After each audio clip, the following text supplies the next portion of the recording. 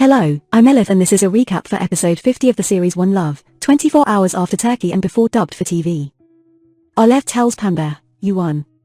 I've separated from Abdullah and I'm not coming back." Pembe asks, "Was it worth it?" Olev replies, "It wasn't. I came to apologize. What I did was wrong. I couldn't stop my feelings." Pembe says, "Didn't I tell you hitting the ground wasn't easy?" Olev responds, "Contrary to you, I didn't see it as a battle." Pembe says, "That's why you lost." Olev pauses in front of the house for a moment, reminiscing about her memories with Abdullah, then leaves with a heavy heart. Kızılcık returns to the studio and ponders Aish's words with distress. He asks Aish why she didn't tell everything to the police, and Aish replies, "Because Ertugrul is very powerful and dangerous. I'm afraid. Understand. He has done this to me and many other girls. Be careful." Kızılcık calls Ertugrul and asks to meet. Doğa and Fatih inform Pembe that they have finalized the divorce proceedings and will separate in a few days. Pembe, feeling relieved, says, "Whatever is for the best."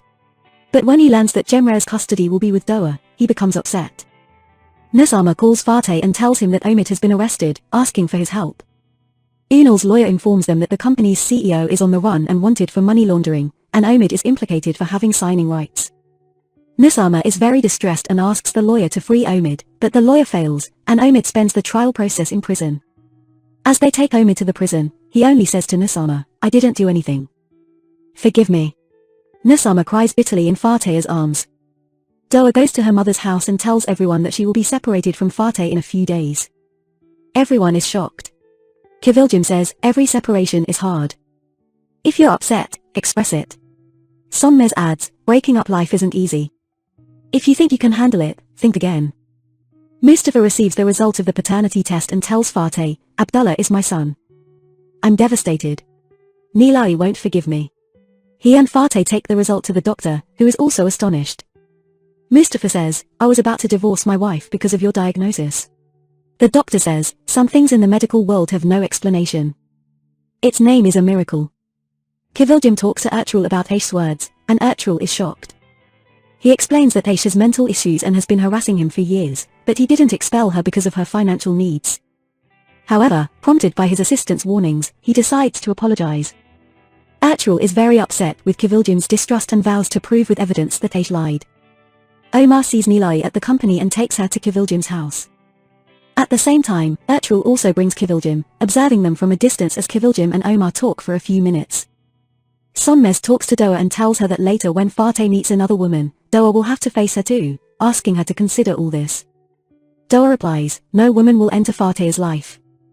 If one does, she'll run away just by seeing that house." Sonmez laughs and says, "Don't think because you couldn't, nobody can. What seems bad to you might be good for someone else." Doğa ponders. At night, Abdullah apologizes to Pembe and says, "You don't have to tolerate me in this house."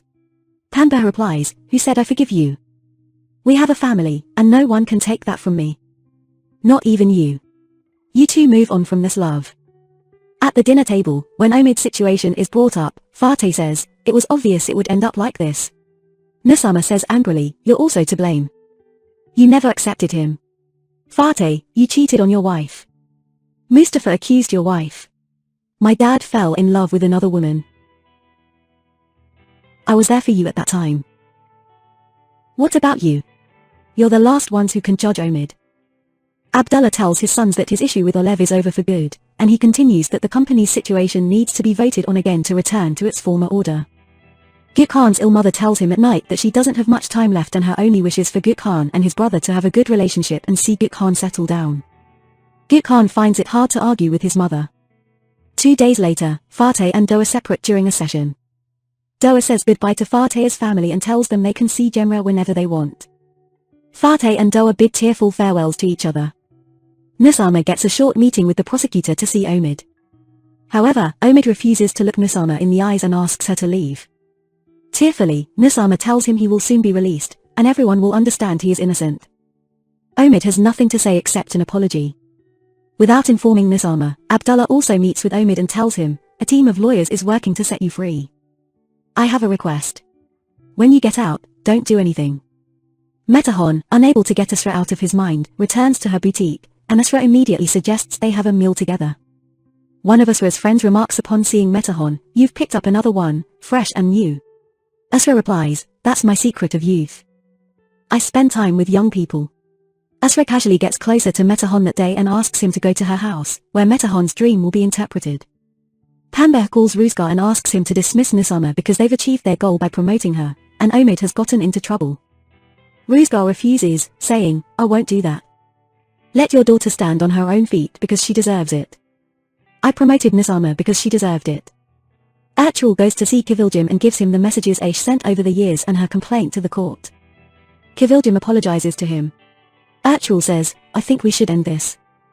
In fact, we never started anything. You still love someone else. When you see Omar, your eyes light up." Kızılcık denies it, but Ertugrul says, "That's how it is. And I know it's not your fault." Kızılcık, once again astonished by Ertugrul's understanding, says, "Thank you for seeing me and showing me myself." At night, Kahan goes to see Doğa and reproaches her for separating from Fatih without thinking. Doğa, exhausted, says, "You're my father. You should be by my side. Then, you can support Fatih. You never once called me to ask how I am, what I'm going through. I did everything I could to prevent my daughter from being like us, but they're right. Daughters live their mother's destiny." Doğa and Chiman confide in each other, and Doğa says, "If I had a father like a mountain behind me, I wouldn't have bowed to Fatih's family." Chiman says, "When I look at Mary's father, I see Abdullah Khan, how much they care about their daughters. Then our father." Doğa says, "I hope Cemre doesn't turn out like us." Chiman says, "Don't worry. Fatih isn't like Dad." Doğa says, "I don't trust anyone anymore. I can't even trust my own father, let alone Fatih." At night, Pamber goes to Fatih and brings up the topic of remarriage again, pushing Fatih towards marrying another girl. Fatih interrupts him and says, "I don't want anyone." But Pamber is insistent on his decision and even takes action, arranging meetings. Ertugrul goes to see Omar the next day and tells him, "Kızılcık and I have separated. Honestly, we were like two friends. He's still deeply in love with you. He'll be happy with you, and that's what matters. That woman is very special.